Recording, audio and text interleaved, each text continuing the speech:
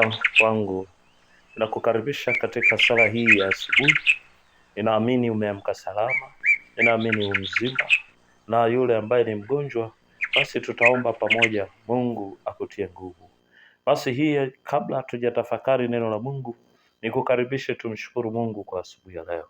Mungu uliyeziumba mbingu na nchi, tunakushukuru kwa kutuamsha salama, tunakushukuru kwa kutupa nguvu na afya njema. Tunakushukuru kwa baraka tele katika maisha haya mengine. Tunaomba ututangulie katika neno tutakayolitafakari kwa ufupi. Uwepo wako ukawe pamoja nasi, baraka zako zikatutangulie, ukaseme na mtoto wako huyu vile upendavyo wewe mwenyewe, ukabadilishe na mtazamo yake juu ya maisha, juu ya siku ya leo. Ule mtazamo alioamka nao ukauweke sawasawa, akaone vile Mungu uonavyo, kwa jina lako takatifu, Mungu Baba, Mwana na Roho Mtakatifu, amen. Mpendwa wangu, mimi ninayezungumza nawe saa hii, niliopo pamoja nawe katika maombi haya ya asubuhi, ni mchungaji Johnson Paulo Pokeaeli.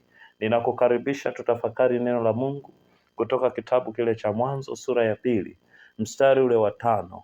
Neno la Mungu linasema, hapakuwa na mche wa kondeni bado, wala mboga ya kondeni haijachipuka bado, kwa maana Bwana Mungu hajainyeshea nchi mvua, wala hapana mtu wa kuilima ardhi.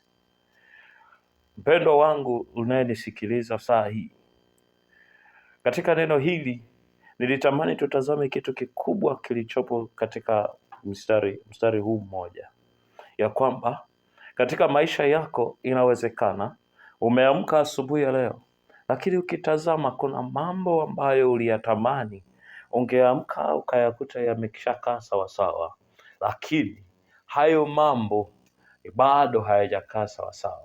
Inawezekana katika mahali au ajira mpya ulio nayo, ajira ulioingia, inawezekana kuna mazingira ulitamani yangekuwepo lakini hayajatokea. Leo hii ninakuambia katika neno hili ya kwamba mazingira hubadilishwa na mtu, lakini na mtu akiwa pamoja na Mungu. Mtu pamoja na Mungu huleta matokeo katika mazingira ya aina yoyote ile, yawe magumu, yawe mepesi, yawe ya namna gani. Mtu ukijumlisha na Mungu akiwepo, matokeo hutokea.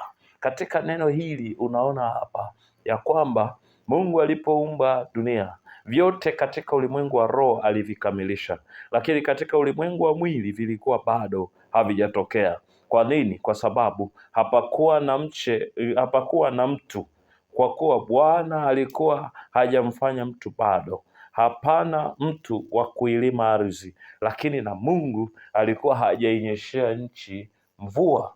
Kwa hiyo katika kuleta matokeo kwenye eneo lolote unaloliona gumu siku ya leo, kumbuka Mungu anakuhitaji wewe uwepo, lakini na yeye awepo, na hapo matokeo yatatokea. Nini ufanye? Cha kwanza, hakikisha uhusiano wako na Mungu uko sawasawa. Jambo la pili, amka, nenda katende. Tenda kwa imani, tenda kwa ujasiri, tenda kwa nguvu, tenda kwa bidii, ukiwa unamtumaini Mungu, na Mungu atafungua njia, Mungu ataonyesha njia, Mungu atabariki kazi za mikono yako. Ni yeye huyu Mungu aliyesema asiyefanya kazi na kula na asile. Mungu atafanikisha yote, lakini ni yeye huyu Mungu aliyesema ya kwamba msiwaze habari za kesho. Kwa nini? Kwa sababu Mungu huwalisha hata ndege wa angani, huwalisha. Lakini wale ndege hawakai tu kwenye viota wakapata chakula, hutoka na kwenda. Hivyo unapaswa utoke kwenye hatua uliopo, uende hatua nyingine, utoke uende ukatafute, lakini toka kwa imani. Kama ndege wanavyoamka asubuhi na kuomba, wanavyoamka asubuhi na kumtukuza Mungu na kuimba na kupiga nyimbo mbalimbali, wanapoimba zile nyimbo zao wanakuwa wanaanza siku yao na Bwana.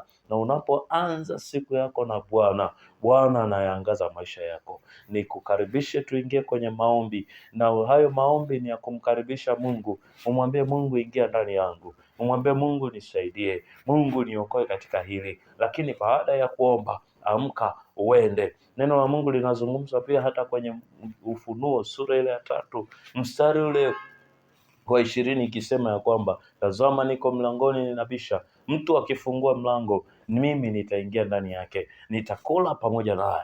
Maana yake Mungu atashiriki pamoja nawe katika nyakati zote unazopita, zikiwa ngumu, zikiwa nyepesi, zikiwa za furaha. Mungu yuko nawe, na jina la Bwana lihimidiwe kwa ahadi hii ya Mungu juu ya maisha yetu, na jina la Bwana litukuzwe kwa namna ambavyo Mungu anatenda kazi pamoja nasi. Katika jina la Yesu nikukaribishe sasa uweze kuomba pamoja nami. Mungu uliyeziumba mbingu na nchi, ninaomba kwa ajili ya mtoto wako huyu, mjaze neema, mjaze tumaini. Tumaini wewe, asirudi nyuma, asikate tamaa katika maisha haya, akatambue hakika ya kwamba Mungu uko pamoja naye, na wewe Mungu unaenda kuleta matokeo mazuri kwenye maisha yake. Wewe ukiwepo na yeye akiwepo, ndio matokeo mazuri